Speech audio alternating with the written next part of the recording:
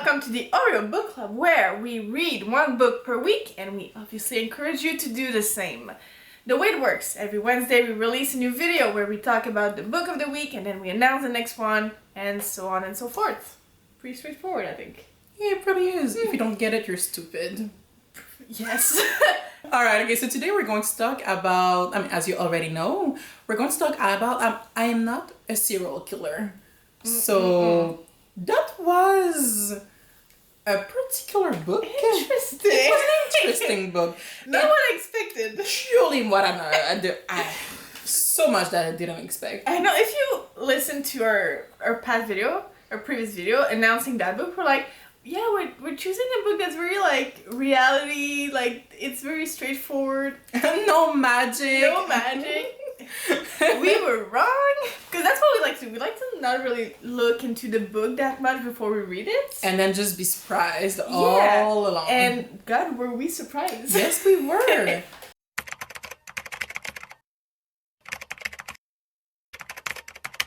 At first, I thought it maybe was something about a teenager or anything like that. But then he was... So basically they are... How do I say that? They take care of dead bodies.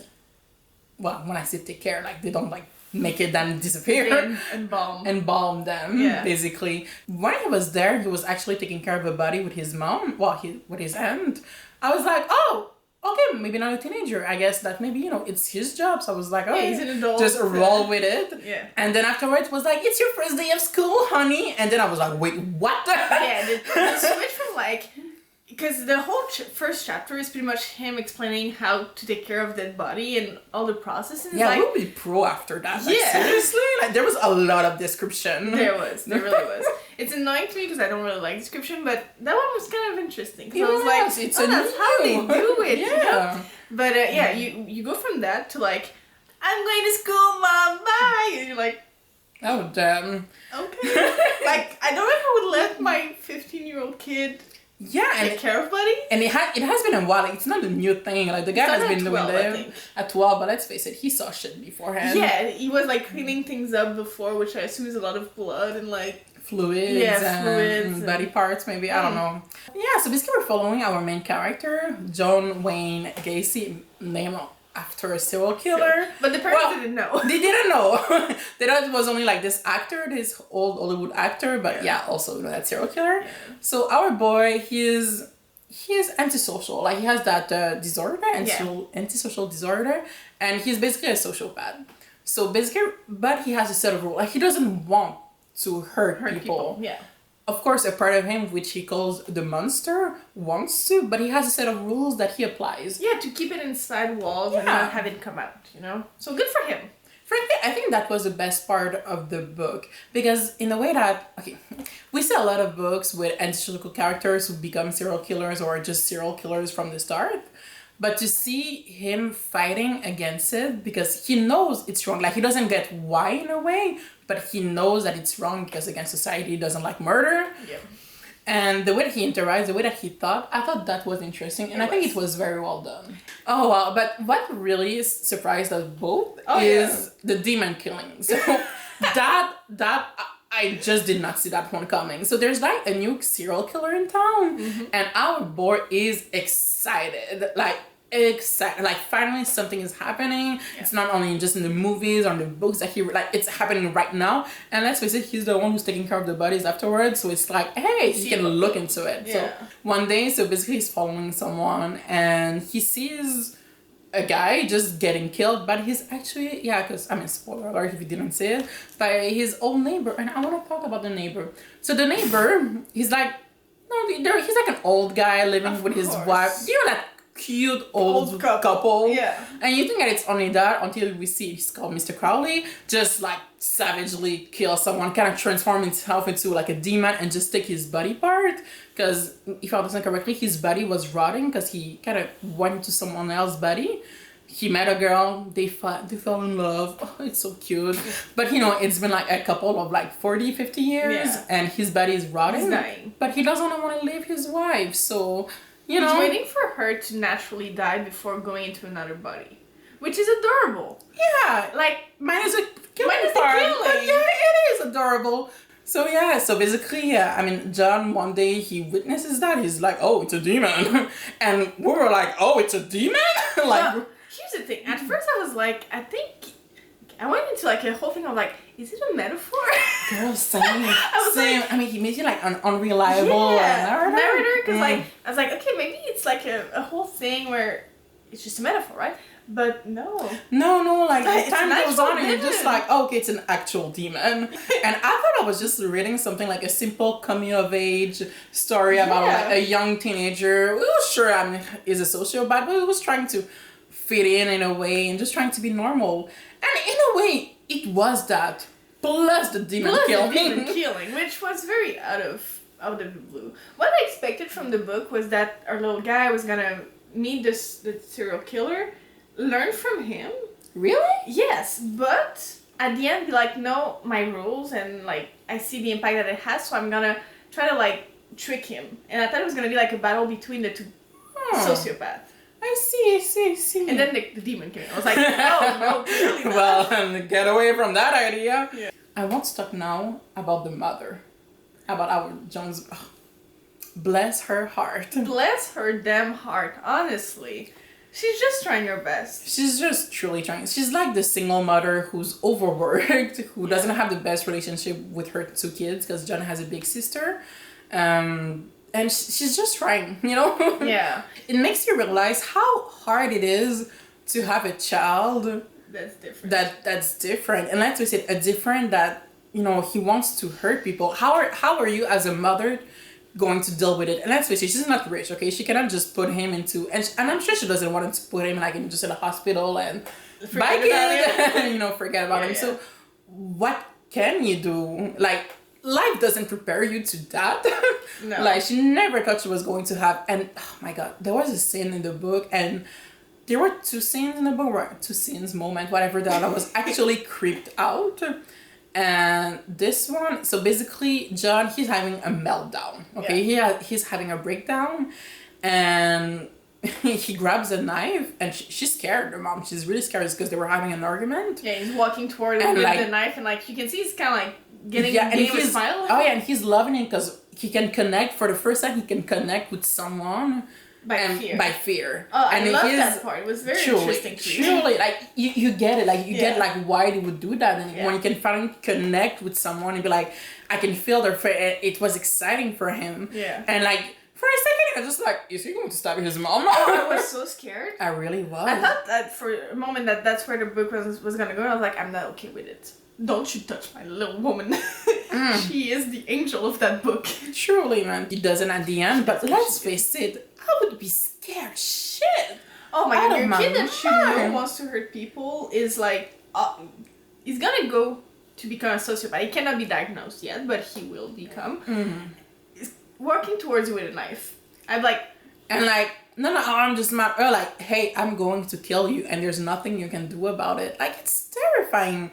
And for like, and you know, even he knows that it was terrifying and he just kind of goes into his bedroom and he stays there for a couple of days. But she's the one who makes the first, who reaches out. She's like, look, we're family. I love you. And oh my god. Like, the love of a mother. I assume parents too, but like, her love for that kid is like you think would have like broke something like you think them. she would be like, bye bitch. You know what? Let's have another set of rules, okay? Yeah. But no, she was just like, no. I love you. I can see that what I did wrong, which like, wow. Please come out home, make it. And I just want to help you, so I'll permit you to do this and that, and it's like, goddamn, you're a bigger person than you want to know. One thing about us. If the character was weird for being obsessed with psychopath, we get it because we both were.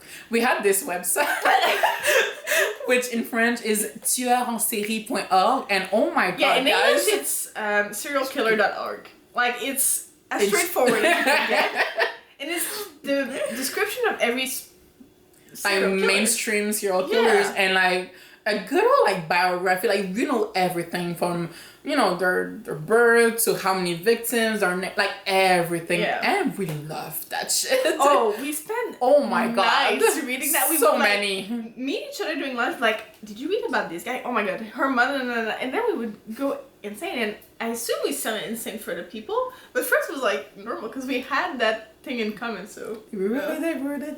All Yeah. we get it. We get it. We were obsessed with the dark stuff, Yeah. but still, our parents were just like, oh, well, you know, things happen. Teenager.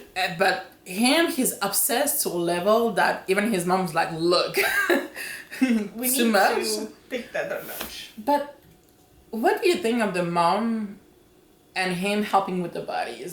Personally, I would not have let my kid near the body. I would have tried to cover them up from that. But like he said, and that changed my mind for him too, he was saying like he finds something in dealing with a dead body that kind of satisfied the monster without having to actually hurt people. Fair enough. So if at like 15 my kid would have been like, I need to do that so that I have I don't better hurt control, living people. I'd be like, come over, my friend. Like, this is yours now. What do you think about Mr. Crowley? I mean, we talked about it a little bit. Cute that he wants to be with his wife. We love a man that loves his wife. Amen. Is the way he goes about it normal? No. And what do you think about it?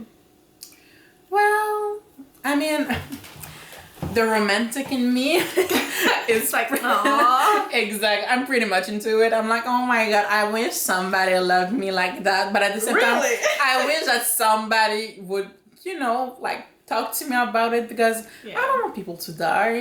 I mean, Yeah, I'm sure he could have just sit down with his wife like, look, listen, okay. I'm a demon. And like, If your "Rrr." husband did that, would you believe him? You would have to show you proof, I assume. Probably, because he would be like, I'm a demon. I'll be like, you're a demon in bed, that's for sure. But again, I'm the kind of girl, frankly, I'm in love with you, I'm in love with you. So if you're a demon, then so be it. No, for sure. We've I been wouldn't care. together Like, for- we've been together 40 years. Now what you gonna do now? Kill me? Exactly. But it's the idea of like, would you be okay with him killing people? It would be like, If, let's say, it was like a once or two like solution, like he wouldn't have to Yeah. do it again, I wouldn't be okay with it. But because I'm a very selfish person, I'd be like, man, you gotta do what you gotta do. I mean, we're old, but we still have like 20 years left of us, so.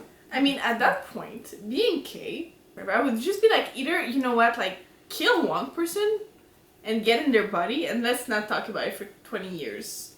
And like, instead of killing like 10 people and stealing body parts, right? Yeah, sure, could have just posted someone. Yeah. Like, Mr. Crowley died, oh, you know, what happened, and she just moved on really fast. Really fast with a younger guy. Good for her. Or maybe he wanted to die with her, maybe? Aw. That would have been cute. That would have been super cute. It's like, bad. Bad. Can I give you a hug? John, he was kind of playing like a game of the chicken with him, in a way. Game of chicken, is that the right That's word? not a word, but No, sure, it's a thing, he was game of playing chicken. a game with him where he was leaving a Anonymously? message Mhm. saying like, I know who you are, I know what you're gonna do, and I'm gonna kill you. Yeah, so basically he was trying to put fear in him. Yeah. And to put more fear because he discovered like, hey, you know, he actually loved his wife. So he kind of like infiltrated himself into the house and he beat up Kay. Oh, which was unnecessary, but still. I mean, yeah, It let's talk about was. it. Okay. He could have just his plan was to go in, take a picture of her sleeping, and then like send him to him so he would be like, I'm with your wife, come back. But he fucking beat her up. It's like just a picture of her sleeping are good enough, my bro. Herself like into John. He's already like erratic. A lot of things happen. The monster, his inner monster is out. He just wants to make her like, you know, lose conscience. But then, you know, like, It takes over. He's just yeah, like, it takes over. Yeah. And I think we've all like experimented that feeling. Not of like wanting to kill someone, but let's say I'm very much mad and I just like hit the desk. I want to hit it more. You know? No, I don't get that. No, you don't get that? You're crazy. No, but I don't. I've never like when I was mad punched something or anything like that. No, you've never like punched your like Pillow? No. Pillow? Nothing? No. Oh, damn. I think I punched my pillow like this week. Every day. That got into him, but he stopped himself. I mean, poor woman, and she's old, and let's face old people, like they fall and they break something. So the fact that she didn't have to like stay in the hospital for long, that surprises me, but you go Kay. Yeah, I mean, Kay didn't deserve that. And- I mean, Kay with the power of love changed the demons, so like... Our girl. But I was so surprised when you told me that this was like a series. 6 books. Yeah, Series. there's 6 books, guys. I didn't. I thought it was a standalone. I thought it was like one book, we're done, moving on. No. And I kind of went, and read the plot summary Yeah, of she the does other that. books on Wikipedia. And she ruined it for me because now I can read it. She told me all about it. Okay, it's not as if you were going to read it too. Maybe. Oh, please. Though I'm not a demon type person. Yeah, and the fact, I mean, spoiler alert, guys. Like, spoiler alert for the other whole books. series. But he becomes like a total like demon hunter, and I did not expect that. I didn't know we were going like supernatural way, but Oh, I miss all right. Supernatural. I missed them too. Oh my god, that moment in the book. Which one? That one? Yes, I agree. There's a moment in the book where John basically he goes like, you know those pay phones. Oh yeah, okay. anonymous Phone thing? booths. Yeah. Phone booths. Yeah.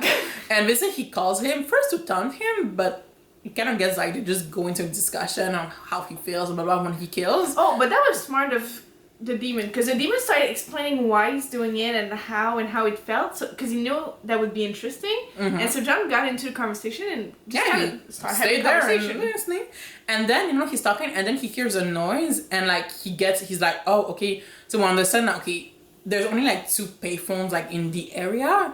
So right now, Mr. Crowley, he's in his car. He's just continuing to talk to him, and he's getting here. Like Yeah. He hears a sound that is kind of you can hear from the road, so he knows that he's on the road, driving towards him. And frankly, The guys, stress. I got stressed. Oh, I started like reading quickly. I was like, "Is he gonna die? Is he gonna die? Is he gonna die?" I was like, "Calm down." And what he did at John, because John, frankly, he's a smart boy. Smart. He's smart, and I like that about him. Because a lot of times, and I'm just talking about general like in fantasy books or like YA novels, you're just like, honey, you're supposed to be smart. Why are you doing where this? is it? Where's your common sense? But a lot of times, John Actually did the good yeah, thing. he did a good thing, and he's smart about it, and that I love truly.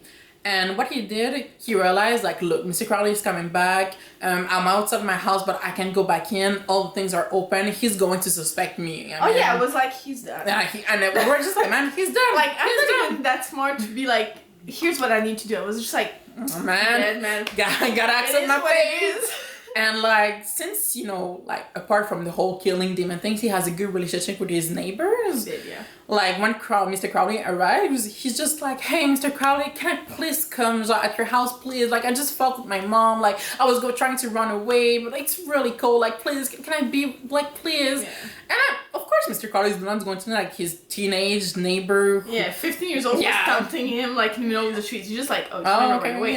Just a good old teenager normal. And Mr. Crowley, he buys it. And frankly, I would have bought it too. I would have bought it too, Yeah. obviously, because you don't think that of a 15-year-old. And even when he said it, I was like, that is beautiful and him. smart. Mhm. I would not have thought about that. I would have been caught and killed, and that would have been that's all. Mr. Crowley, again, he wasn't a bad demon person, He knows that there's someone watching him, and he doesn't want to put that on his neighbors. So he's like, look boy, like just go back home. I'll help you. Yeah, so he helped him get it back without his mom knowing. And I was like, smart and smart. What do you think about the book in the end?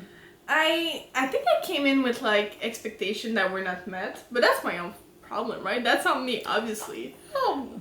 But I didn't like the demon twists. I'm not a demon person, even though I love Supernatural, but I'm not a demon person.